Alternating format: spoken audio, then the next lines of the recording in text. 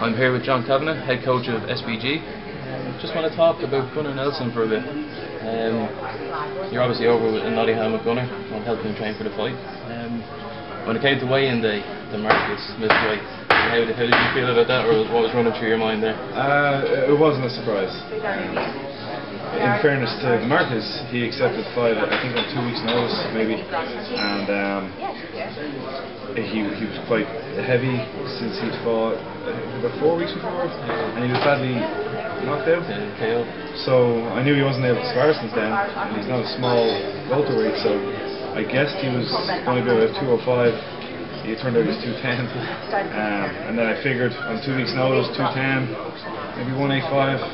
He came in at 183. So we had almost assumed that's the way he was going to be. So to be honest, my hat goes off to him for accepting a very dangerous opponent, very late notice, and he lost 20 pounds in 2 weeks. So no real feeling, or if anything, I thought he did well. What did you make of Gunnar's performance? Pretty standard. Yeah, I mean, I'll be honest. We've seen this, looked at it, and fixed a few things. He's always trying to improve, and we're always trying to work on mistakes, and there'll always be mistakes in fights. That's the nature of the game.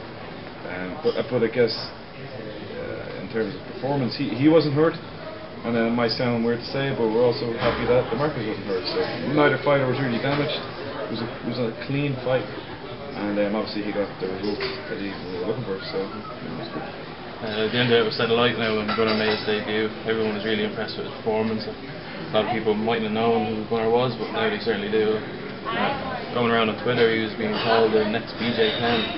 What do you think about that? Trying to get caught up in the hype and stuff like that. I think when he fought on Saturday, we went home on Sunday, and then Monday morning we were in the gym. In Iceland, there's not really that atmosphere of star or anything like that. You're in the gym Monday and you train, and we went and we had lunch and we trained that evening and hung out and we watched Family Guy as usual, and there was no change.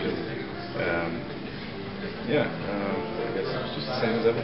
Right. And can you reveal, or have you been talking with the UFC about when Gunnar might be next to him in the octagon? I'm not supposed to say, but it's New Year's Eve and it's GSP. I'm kidding.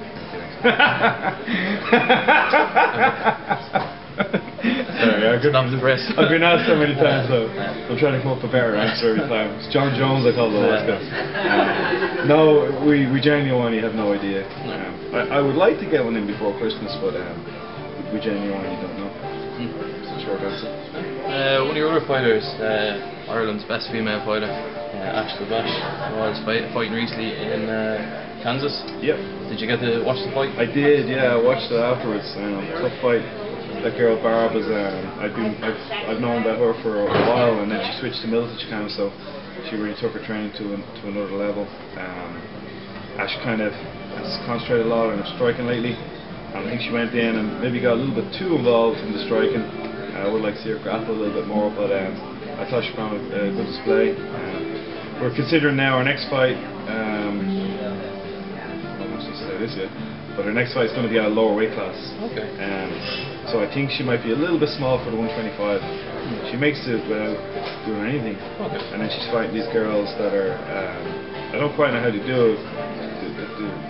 They seem to be almost twice the size of her. Barb did seem like a Barb is very big, Sheila's very big, a lot of these girls are very big, so we're going to test it out on the next fight now at a lower weight class and see how she goes in that. And will that be in Invicta as well? Or? No. Can you reveal where it would be? Yeah, well, I guess it's going to be pretty soon, but it looks like it's going to be Cage Warriors on the New Year's Eve show in Dublin. Oh, excellent. That's going to be a heavily SBG night. I think there's going to be most of the card will be SBG. Because I have a lot of fighters signed for Cage Warriors promotion. So looking forward to that show. Excellent. Any word on who our opponent will be? Definitely not getting that empty. We have an idea, but I've definitely not announced that part. Okay. Get me enough trouble already. Pendred has been over in Iceland training with you and the crew. How's Cattle's preparation? You know, it's kind of funny. Cattle's had 12 pro fights now, and he has one major belt, and working his way towards his second major belt. And this is the first fight he's ever trained full time. Okay. It's the first fight he's ever done. He was with me 6 weeks, and it was twice a day every day. And he's never done that before. He's always worked. For his last fight, which was his biggest fight, he was doing his finals for his degree in forensic. I call it CSI. He was doing CSI stuff. So I mean, he was. You can imagine what it was like completing his exams and that. So and it's noticeable the difference it's made. This training camp that he's done. It's just come on leaps and bounds. His weight is a lot lower than normal. He's had a major skill improvement in all areas. Yeah, I mean, that'd be a good example of if that guy was looking at Cattle's last fight and trying to analyse him, he'd be a bad shock for him because it's a new Cattle, you know. So I'm very excited about that fight as well. Speaking of Cattle is currently the cage contender welterweight champion. Now the fight this weekend is a fight between Isaacson and Murray is for the welterweight title. Do you know where Cattle would stand with cage contender after this fight? I guess we have to work that out. Nothing's 100%. I just think it'd be easier if all organisations gave me all the belts, and we'll take turns at having them. Okay. No, I suppose we have to work it out. Like I think the two biggest organisations, no big surprise to say, it's Pendred and Cage Warriors. So they're two of the better welterweights that are not signed by the UFC or Bellator or whatever. So it sort of makes sense for them too to take one or the other. Maybe they can change over every now and again. But yeah, so we'll see how Saturday goes. We don't want to get ahead of ourselves. Okay. You've heard it first now here with John Kavanagh, revealing a few nice little bits of news there. Whether you should have or not. Thanks very much, John.